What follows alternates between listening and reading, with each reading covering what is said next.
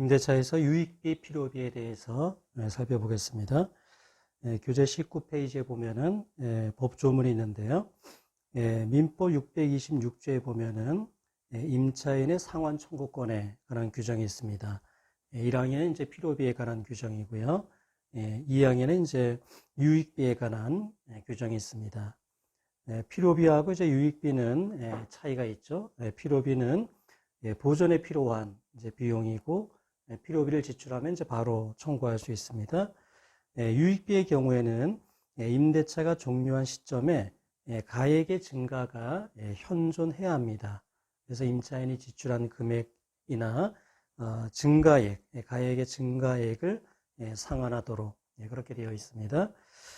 그런데 민법 203조에 보면은 점유자와 회복자에 관한 규정이 이제 있는데, 거기에도 이제 비슷한 그 규정이 있습니다.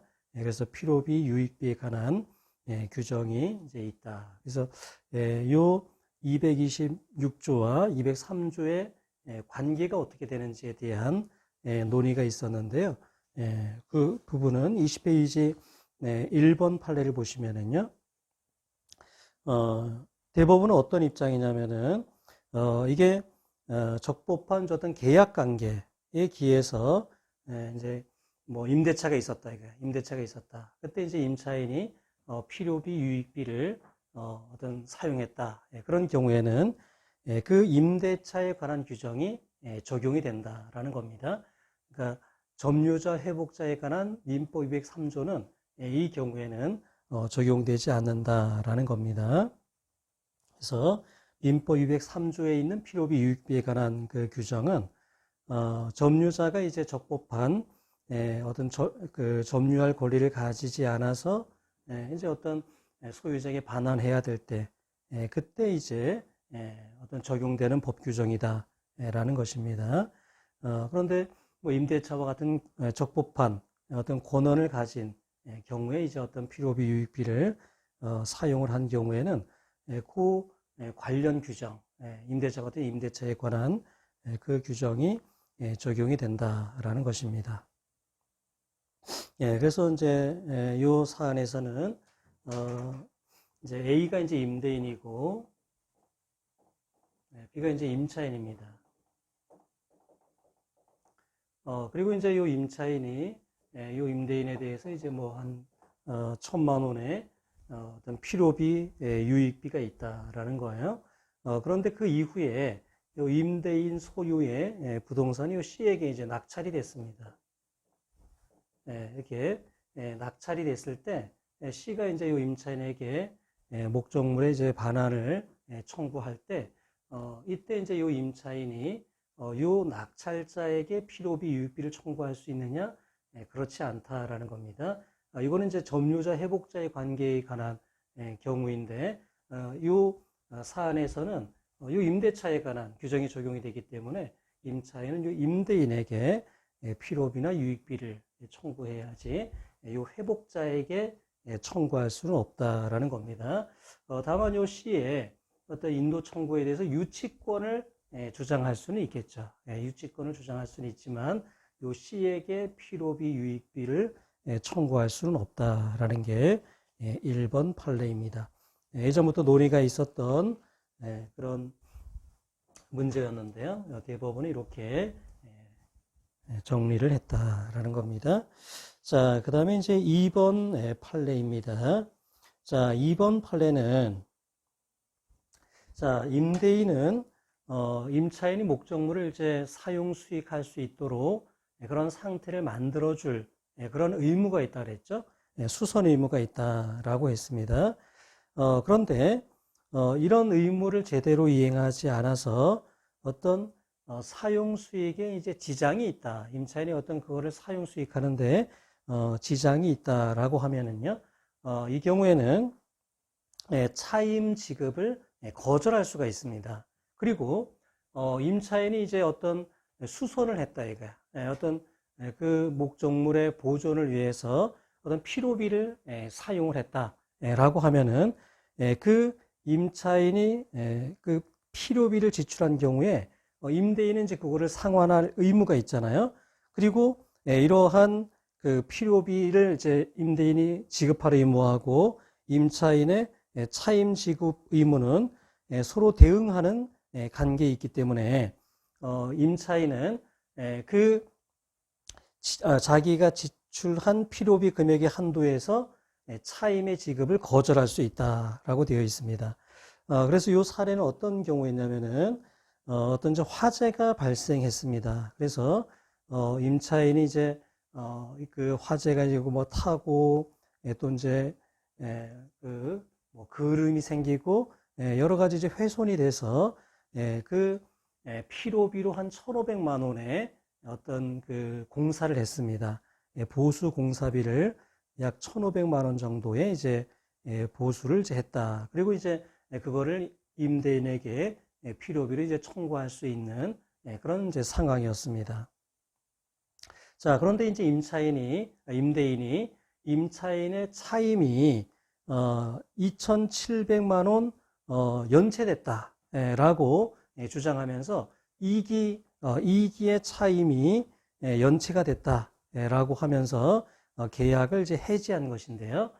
대법원은 뭐라고 얘기를 했냐면 이 경우에 2,700만 원이 이제 이렇게 차임이 연체됐다라고 하지만 그 중에 이제 1,500만 원 부분은 임차인이 필요비를 청구할 수 있는 부분이라서 지급을 거절할 수 있는 그런 상태였다 이거예요. 따라서 연체된 거는 1,200만 원에 불과하고 이거는 2기의 차임에게 해당하지 않는다라는 겁니다. 2기 이상 차임을 연체한 것으로 볼 수 없다. 그래서 임대인의 계약 해지는 부적법하다라는 게 그 판례입니다. 그러니까 임차인이 필요비를 이제 사용했다. 그러면 그 필요비 금액 범위 내에서는 임대인의 차임 요구를 거절할 수가 있다 이거예요. 그러니까 그 범위에서는 차임을 연체한 것으로 볼 수가 없다는 겁니다. 따라서 2기 이상의 차임 연체를 이유로 계약을 해지할 때 그 필요비 부분은 빼줘야 된다라는 겁니다. 그래서 이 사안의 경우에는 이 계약 해지는 부적법하다 그렇게 판단을 했습니다. 자, 그다음에 이제 매수 청구권에 대해서 살펴보겠습니다. 자, 매수 청구권은요, 이렇게 이제 A 소유 토지인데 B가 요거를 이제 임차하고 건물 소유 목적으로 토지를 임차하고 이렇게 이제 건물을 이제 소유했습니다. 자, 임대차 기간이 이제 끝났습니다. 그래서 만약에 임대차가 끝나서 요 B가 건물을 그냥 철거해야 되는 그런 상황이 된다면은 그거는 이제 사회적으로도 비용이 발생하는 거잖아요. 그래서 이제 어떤 권리를 인정해 줬냐면 B는 A에게 요거를 갱신하자 이거 임대차 계약을 갱신하자. 그래서 좀 이제 연기할 수 있도록 그렇게 한 거죠. 연장이 될 수 있도록 요 토지를 더 사용하는 기간을 연장할 수 있도록 해주는 겁니다. 그런데 A가 그 갱신을 거절하면은 지상물을 그러면 매수해라. 요 건물을 매수해라. 이렇게 청구할 수 있도록 그렇게 했습니다. 그래서 임대차 기간이 끝났을 때 이 건물이 그냥 철거되고 말아버리면 사회적인 비용이 발생하니까요. B의 입장에서는 갱신을 요구하고 만약에 임대인이 그거를 거절하면은 건물의 매수를 청구할 수 있도록 그렇게 규정이 되어 있습니다. 그래서 643조, 644조에 이러한 매수 청구권에 관한 규정이 있습니다. 자, 그거에 대해서 이제 판례들을 한번 쭉 살펴보면은요, 이 판례들도 중요합니다. 기록형 시험에도 이제 출제된 바가 있고요. 그래서 여러분 잘 기록형 시험을 준비할 때는 잘 알아두어야 하는 주제 중에 하나입니다. 자, 1번 판례를 보면은요. 자, 매수 청구권을 행사하기 위해서는 임차인이 임대인에게 먼저 갱신을 요구하죠. 근데 만약에 갱신을 거부한다. 그러면 이제 매수 청구권 행사할 수 있잖아요. 그런데 어떤 임대인이 어떤 해지 통고를 해왔다 이거야. 임대인이 이제 이제 뭐 해지하겠다. 이렇게 해지 통고를 하게 되는 경우에는 갱신 청구라는 게 의미가 없잖아요. 계약을 갱신해 달라라는 건데 임대인이 먼저 계약의 해지를 통고해 왔으니까 이 경우에는 바로 매수 청구권을 행사할 수 있다는 거예요. 갱신 청구 유무에 불구하고 인정된다. 갱신 청구 안 했다 하더라도 이 경우는 임대인의 그 의사가 분명하잖아요. 더 이상 임대차를 계속하지 않겠다는 의사가 분명하니까 바로 매수를 청구할 수 있다라는 것입니다. 자, 그다음에 이제 판시 2번에 있는 부분도 아주 중요한데요. 이게 이제 A 소유 토지인데 이렇게 B가 토지를 임차하고 건물을 소유하고 있습니다. 자, 임대차 기간이 끝났어요. 그래서 A가 이제 B에게 건물 철거하라 이거예요. 건물 철거, 토지 인도 이런 소송을 제기했습니다. 그래서 이 소송 진행 중에 B는 이제 매수 청구권을 행사할 수가 있었어요. 그럼 만약에 매수 청구권을 행사하면 이건 인정이 안 되고 A는 이전 등기하라. 내가 매매 대금 줄 테니까 이전 등기하라. 요거만 이제 인정 되겠죠. 자, 그런데 이 사안에서는 그대로 이게 승소 판결이 났습니다. 그러니까 B가 이제 그런 매수 청구권 항변을 안 한 거예요. 그대로 이제 승소 판결이 났습니다. 승소 판결이 나자 B가 이제 A에게 내용 증명을 보냅니다. 매수 청구권 행사하겠다. 이 돈 주고 사라 말이죠. 돈 주고 가져가라. 이렇게 내용 증명을 보냈다 이게. 그리고 매매 대금 지급하라는 이 건물에 대한 매매 대금을 지급하라는 소송을 제기했을 때 이게 요 소송에서 전 소송에서 주장할 수 있었는데 매수 청구권에 주장할 수 있었는데 그거를 변론 종결 시까지 행사하지 않았다 이게. 그러다가 그 이후에 행사한 것은 기판력의 차단 후에 어떤 저촉되는 것이 아니냐. 이게 이제 문제가 됐습니다. 자, 그래서 이 대법원 판례는요, 이 경우에 가능하다라는 거예요. 전소에서 이걸 주장하지 않았다 하더라도 소송이 끝난 이후에 매수청구권을 행사하는 것은 가능하다 이거예요. 그리고 이렇게 매매 대금을 청구하는 것은 기판력에 반하지 않는다. 그렇게 판단을 했습니다.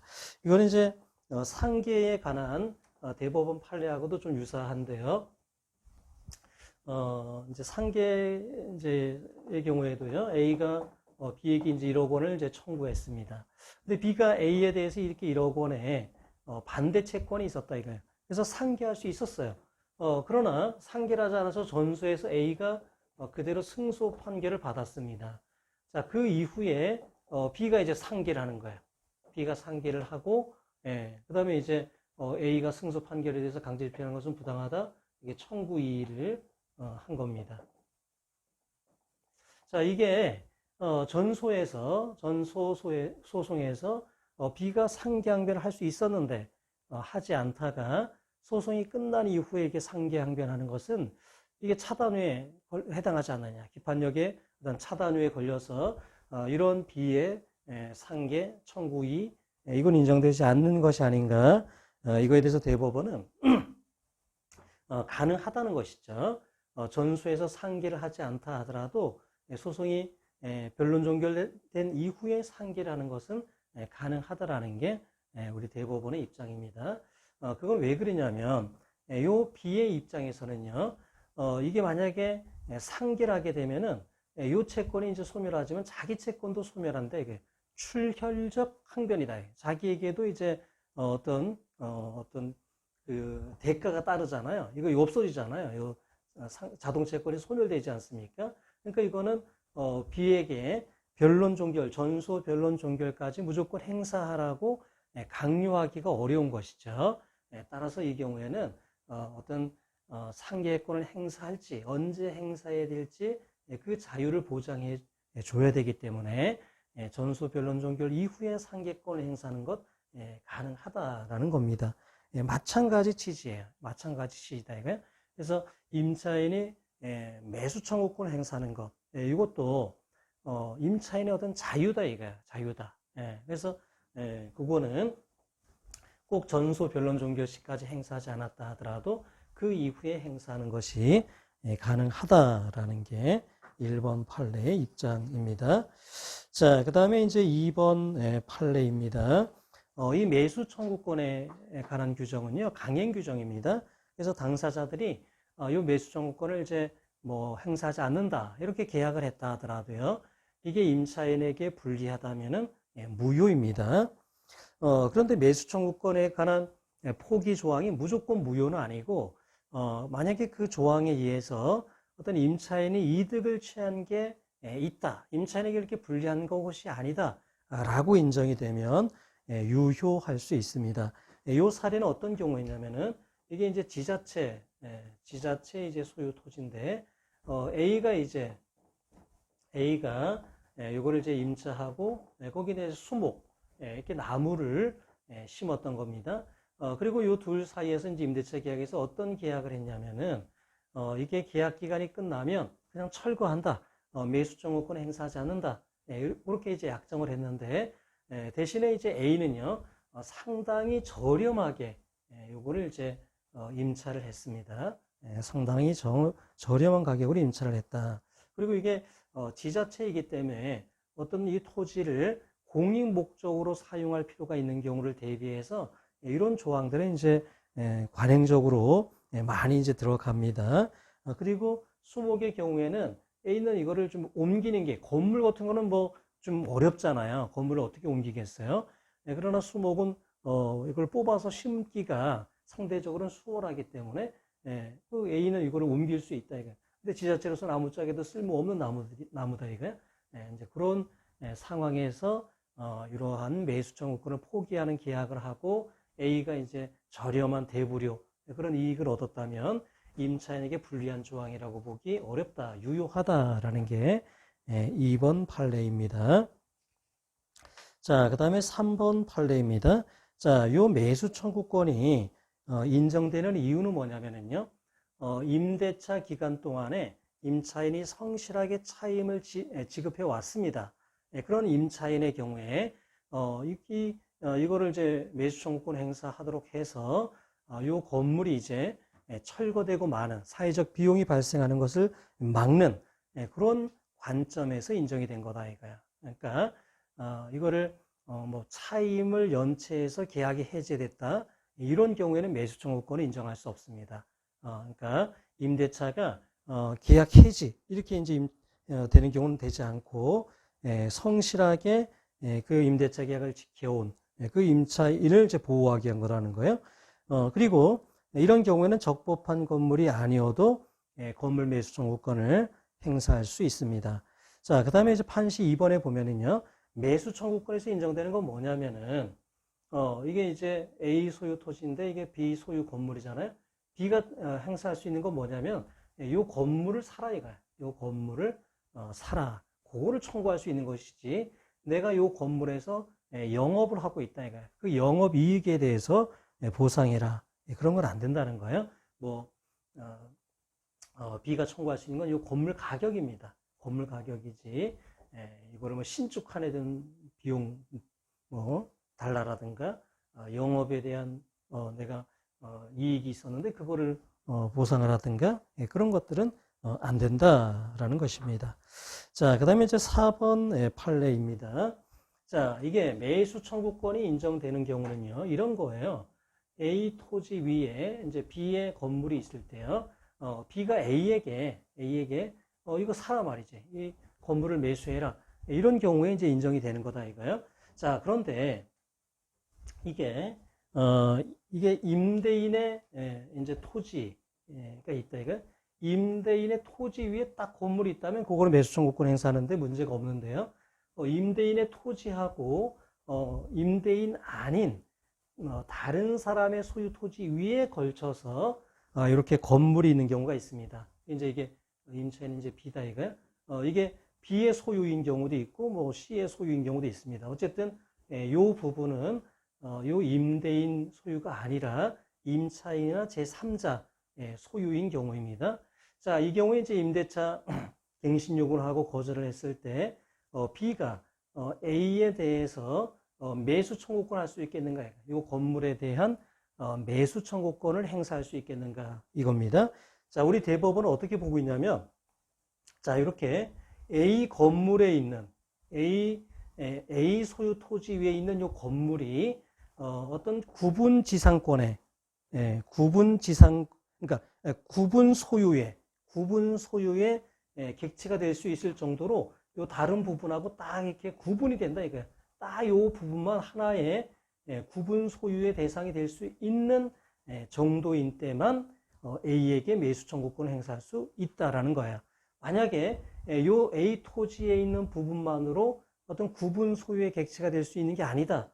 그래서 결국 이거를 요 건물 전체를 이거를 A에게 뭐 매수해라 이거야. 근데 요 전체를 이제 A에게 매수하라고 할 수는 없으니까 요 A에게 요 부분이 이제 만약에 2분의 1 정도 된다. 그러니까 요 A 토지 위에 있는 건물의 가격이 그 나머지 토지에 있는 건물의 가격의 한 반 정도 되면은 A에게 2분의 1 지분을 매수해라. 뭐 B 나머지는 이제 B가 이렇게 여전히 소유하고요. 이런 상태 이렇게도 이런 정도의 매수 청구권도 가능하겠는가 이거예요. 그러니까 B가요 임차인이 내 건물 중에 너 토지에 있는 건물의 가치 상당 그게 2분의 1이면 2분의 1 요거를 매수해라. 이렇게 할 수가 있겠는가라는 겁니다. 우리 대법원은 그거는 안 된다라는 거예요. 그렇게 되면 A의 입장에서는 공유의 어떤 복잡한 법률 관계에 이제 들어가게 된다 이거예요. 원하지 않더라도 이제 그거는 A에게 이 임대인에게 너무 부담이 되는 거다 이거예요. 그러니까 A가요 이게 그냥 자기 이제 소유 토지에 있는 이렇게 건물이다 이거예요. 그래서 이거를 이제 A가 매수를 했다면 A는요 이걸 그냥 철거해 버려도 돼요. 철거해 버려도 되고 자기가 샀으니까 그냥 사용해도 됩니다. 그건 A의 선택이잖아요. 자유롭게 선택할 수가 있어요. 그런데 만약에 좀 전에처럼 이게 이제 A 부분에 있는 이게 만약 2분의 1이다라고 해가지고 A가 2분의 1만 공유하게 된다면 이거 철거해 버릴 수 없잖아요. 이 부분을. 그죠? 그러니까 어떤 임대인의 어떤 자유에 제한이 있다라는 것이죠. 어떤 공유 관계에 복잡한 법률 관계에 어떤 들어가게 되는 그런 문제가 있기 때문에 이런 경우에는 매수 청구가 허용되지 않는다라는 게 이 대법원의 입장입니다. 그러니까 매수 청구권을 이제 인정하더라도 어떤 임대인이 그거를 매수해서 철거를 하든 자유롭게 할 수 있는 범위 내에서만 인정하겠다. 그런 걸로 볼 수 있겠어요. 자, 그 다음에 이제 5번입니다. 자, 이 5번 판례를 보면은요. 자, 이것도 이제, 여러분 기록 시험에서 아주 중요한 논점이 될 수 있는데, 자, 이런 거예요. 자, A가요. 자기가 이제 소유입니다. 그리고 이제 요 B에게 요 토지를 이제 임대를 했어요. 그러니까 소유자이면서, 이렇게 이제 임대인이 된 겁니다. 이 경우에, B가요. 임대차가 이제 종료됐을 때 갱신을 요구하고, 그 다음에 A에게 매수 청구권을 행사한다. 이거는 이제 문제가 없겠죠. 자, 그런데 만약에 이렇게 소유자가 A에게서 C에게로 바뀌었다 이거야. 이런 경우에 A가 C에 대해서 매수 청구권을 행사할 수가 있겠는가? 이게 이제 문제가 되는 건데요. 자, 요 B가 요 C에 대해서 대항할 수 있는 경우에는 가능합니다. 뭐 제일 대표적으로 어떤 경우냐면 A가 이제 요 B에게 토지를 이제 임대해주고 B가 이렇게 건물을 이렇게 신축한 다음에 건물에 대해 막 이렇게 등기를 했다 이게 소유권 보전 등기를 했다. 그러면 이제 요 차지권 민법 622조에 의한 차지권이 생기죠. 그래서 요 토지 임차권에 대한 대항력이 생깁니다. B에게요. 그 상태에서 A가 C에게 토지 소유권을 넘기면요, B는 요 C에게 그 토지 임차권을 가지고 대항할 수 있습니다. 이런 경우에는 A가 C에 대해서 매수 청구권 행사할 수 있다라는 겁니다. 그러니까 이게 아주 중요한 논점이 돼요. 그래서 그 판시 1번에 밑줄 친 부분을 보시면요. 임대인이 제3자에게 토지를 양도하는 등으로 토지 소유권이 이전된 경우에는 임대인의 지위가 승계되거나 임차인이 토지 소유자에게 임차권을 대항할 수 있다면 새로운 토지 소유자를 상대로 지상물 매수 청구권을 행사할 수 있다. 이 경우에는 A가 C에게 대항할 수 있는 경우잖아요. B가요. B가 C에게 대응할 수 있는 경우잖아요. 예, 그 다음에 뭐 임대인의 지위가 이렇게 C에게 승계가 됐다든가 어떤 그런 경우에는요, 매수 청구권이 인정되지 않는다라는 겁니다. 자, 그런데 이 사안에서는 이제 어떤 경우였냐면은 이게 소유자가 A였는데요. 이거 이제 B가 임대를 한 거예요. 이 A, B가 어떤 가족 관계이긴 했는데요. A 소유인데 B가 임대를 한 겁니다. 그런데 뭐 B가 적법하게 어떤 그 대리권을 가지고 A에 대한 대리권을 가지고 했다면 뭐 당연히 B는 A에 대해서 매수 청구권을 행사할 수 있겠죠. 그런데 어떤 아무런 권한도 받지 않고 A로부터 어떤 권한을 받지 않고 B가 이렇게 임대차 계약을 체결했는데 요 C죠, C. 네, C가 이제 임대를 한 거예요. 그런데 B가 A에 대해서 매수 청구권을 행사하는 것은 안 된다, 이거. 안 된다. 네. 그러니까 이게 요 C가 아무런 A로부터 권한을 받은 것도 없이 임대 계약을 체결했는데 B가 A에 대해서 매수 청구권을 행사할 수는 없다라는 것입니다. 자, 그 다음에 이제 6번 판례입니다. 자, 6번 판례는요, 판시 1번에 있는 걸 보면은, 매수 청구권은요, 이게 건물 소유 목적의 토지 임대차의 경우에 인정이 되는 거예요. 그러니까, 이게 A 소유 토지인데요, B에게 요 토지를 이제 임대를 준 겁니다. 그리고 B가 요 건물을 신축한다든가 그렇게 해서 이제 건물을 소유한 경우, 그 경우에 B가 이제 임대차가 끝날 때 A에게 매수 청구권을 행사할 수 있는 거예요. 자, 그런데 만약에 이게 둘 다 A 소유였다 이거야. 둘 다 A 소유다 이거야. 그리고 이거를 토지도 B에게 임대를 하고 건물도 B에게 임대를 했다면은요, B는 건물을 지금 임차한 것뿐이지 건물을 소유한 게 아니죠. 그러니까 건물 소유 목적의 토지 임대차가 아니죠. 그러니까 B가 이 토지에 대한 임차를 하긴 했지만 이거는 건물 소유 목적은 아니죠. 왜냐하면 B는 건물의 소유가 아니라 건물도 그냥 임차한 거에 지나지 않으니까요. 이런 경우에는 매수 청구권이 인정되지 않습니다. 자, 그런데 이 사안의 경우에는 이제 어땠냐면은 처음에는 이렇게 둘 다 이제 이렇게 임차를 한 거예요. 토지와 건물을 임차한 겁니다. 그런데 B가요, A의 동의를 받고 기존 건물을 철거를 하고 요거를 B가 신축했어요. B가. 네. 자, 그거는 당사자들 사이에서 이제는 요 B가 건물의 소유자가 된 거니까 요 토지 임대차가 요 토지를 빌린 것이 이제는 요 건물 소유 목적의 임대차로 변경된 것이다. 네, 그렇게 판단을 했습니다. 그래서 이 경우는 이제 매수 청구권이 다시 인정이 될 수 있겠죠. 왜냐하면 건물 소유 목적의 토지 임대차로 변경이 됐으니까요. 자, 그래서 이제 판시 1번 내용이 이제 그겁니다. 그 임대차 기간을 얼마 남지도 않은 상태에서 철거하고 다시 신축했다면 이거는 B가 건물을 소유하게 할 목적으로 토지 임차를 이렇게 한 것으로 변경된 것이다 라고 봤습니다. 자, 그 다음에 이제 판시 2번에 보면은요, 매수 청구권을 행사할 때 B는 요 건물을 살아야 가요. 요 건물이 현재 하는 대로의 상태로 살아야 가요. 요 건물이 현재 존재하는 그 상태로 평가한 시가로 이제 매수하라라는 겁니다. 그래서 뭐 이 건물의 위치, 주변 토지 여론 사정 이런 것들을 종합해서 지금 있는 그대로의 상태대로 매수해라 이런 겁니다. 자, 그다음에 판시 3번에 보면은 이 B는 기존의 건물을 철거하고 새로 건물을 신축했잖아요. 그렇다고 해서 철거 비용, 신축 비용 그거 달라고는 못한다 이거예요. 그냥 현재대로의 시가 그거를 달라라고 하는 겁니다.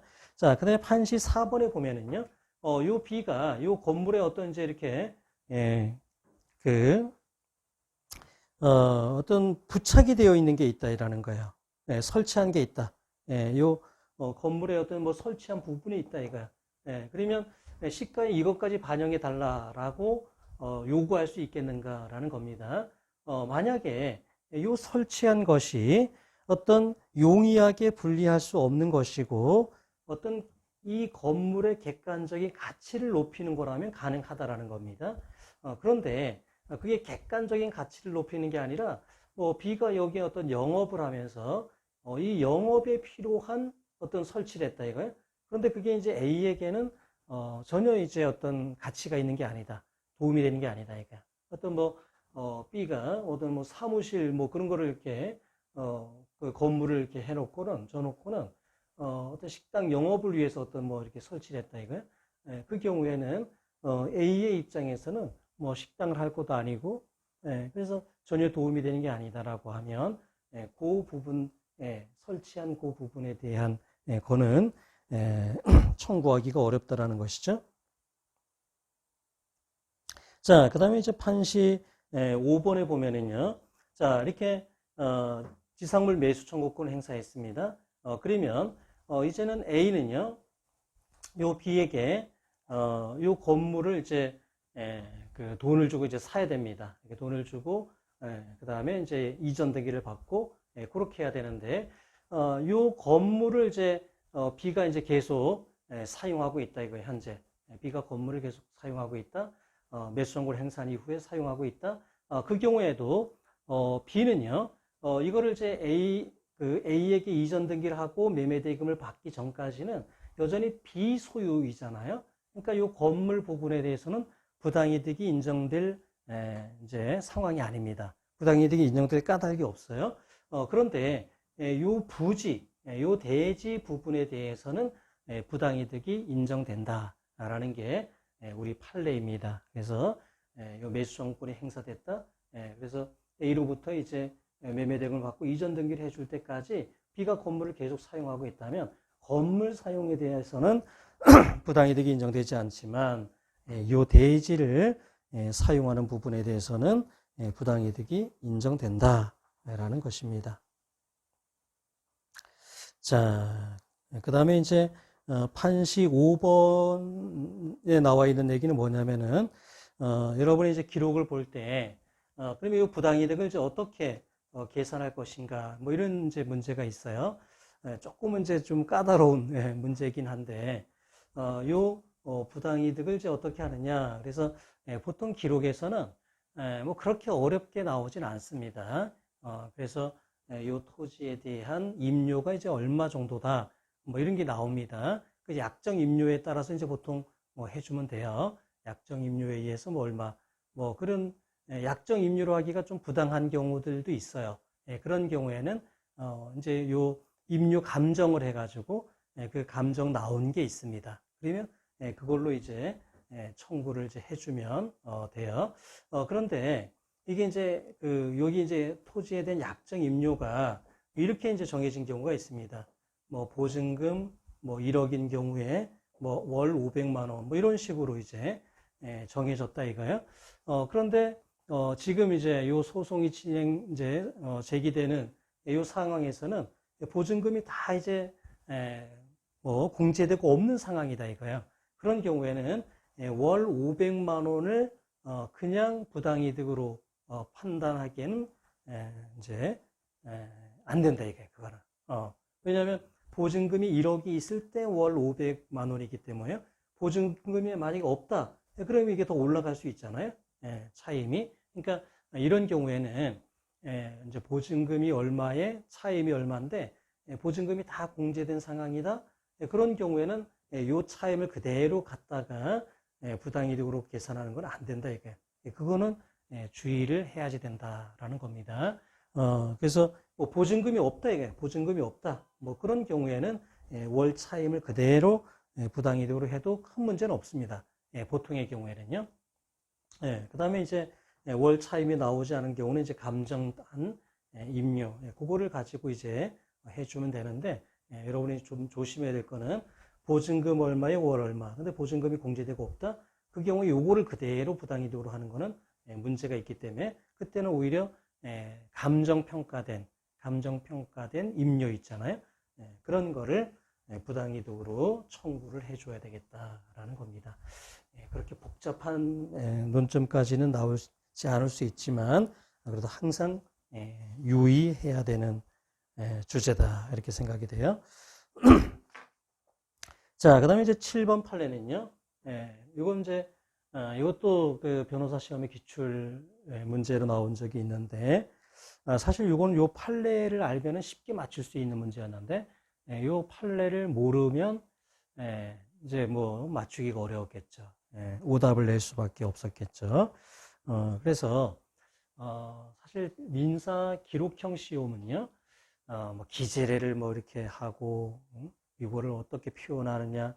학생들은 이제 주로 거기에 관심이 많아. 이제 이게 새롭다 보니까 이런 거를 그러니까 로스쿨에서 다른 이제 할 때는 그런 걸 잘 안 배우다가 기록형 시험에서는 이제 뭐 익숙치 않은 뭐 청구 취지도 써야 되고 청구 원인도 써야 되고 그러니까 이제 그 요령들 그걸 어떻게 기재를 해야 되느냐 그런 것들에 관심이 많은데 저는 어떤 생각이냐면은 결국 민사 기록에서 고득점을 하느냐 못 하느냐는 결국은 판례를 누가 많이 정확하게 알고 있느냐 그래서 누가 정확한 결론을 낼 수 있느냐 그게 제일 중요합니다. 그러니까 민사 기록형은 어떤 판례를 잘 이해하고 정확하게 이해하고 그거를 이제 어떤 결론을 어떤 청구 취지로 이렇게 녹여낼 수 있는 그게 제일 중요하다 그렇게 생각이 돼요. 자, 이 사안은 이제 뭐 간단했습니다. 이게 A 소유 토지인데요. B가 이제 토지를 임차하고 건물을 소유하고 있었어요. 그래서 이제 매수 청구권을 행사하는데 이게 만약에 이제 2억이다 이게 건물이 2억이다.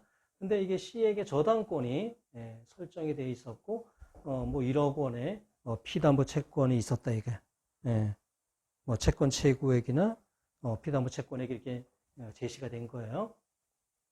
그러니까 2억 원에서 1억 원을 뺀 게 이 매수 가액이 되느냐 아니면 그냥 2억 원이 매수 가격이 되냐 이거예요. 그러니까 이 B가 A에게 이제 이렇게 청구할 때 매매 대금을 청구할 때 얼마를 청구할 수 있냐? 2억이냐, 1억이냐? 이게 이제 문제인데 우리 대법원은 그냥 이 시가 2억 원을 청구할 수 있다라는 겁니다.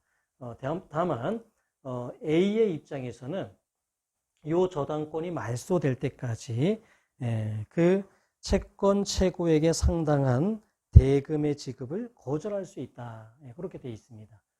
그 채권 최고액에 상당한 범위에서는 대금 지급을 거절할 수 있다. 1억까지는 대금 지급을 거절할 수 있다라는 게 판례입니다. 매매 대금은 2억이고, 그 다음에 A 입장에서는 채권 최고액 범위에서는 거절할 수 있는 것뿐이지 청구 자체를 이렇게 줄여서 해야 되는 것은 아니다라는 겁니다. 이 결론만 알았다면 이제 기록 작성이 이제 쉬웠을 거예요. 그래서 제가 보니까 민사 기록에서는 그러니까 올해 이제 이렇게 판례들이 선고가 되는데 그게 이제 내년 시험에 이렇게 바로 출제되는 것보다는 그 다음 해 그러니까 이제 내년 시험을 준비하는 분들은 올해 판례보다는 그 전해 판례까지들이 출제가 좀 많이 되는 것 같아요. 자, 그다음에 8번입니다.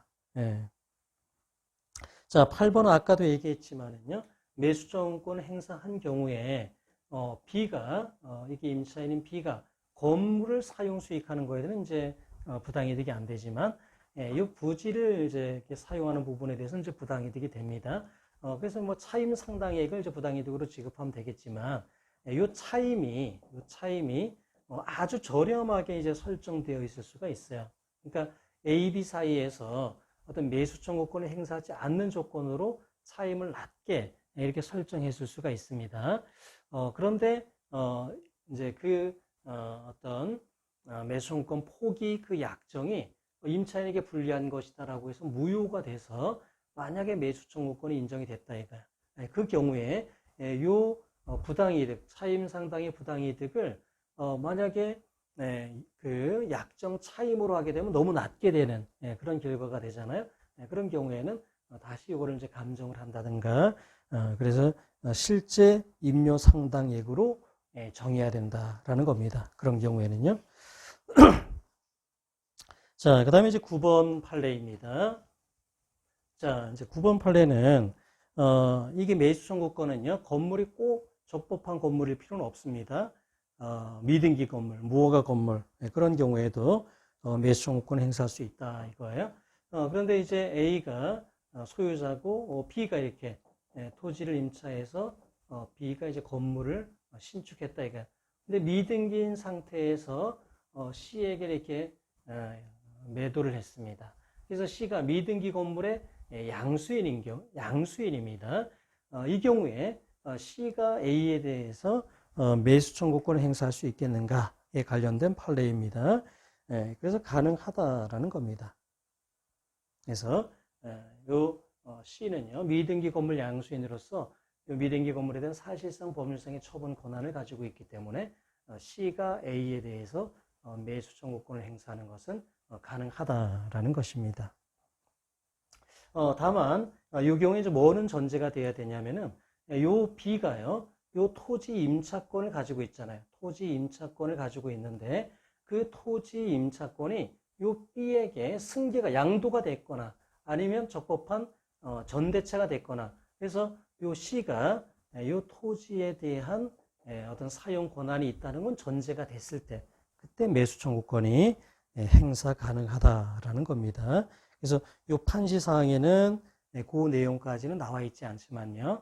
그거는 이제 전제가 된다라고 생각하시면 되고 실제 이 사실관계를 보면은 요 B와 C 사이에서는요.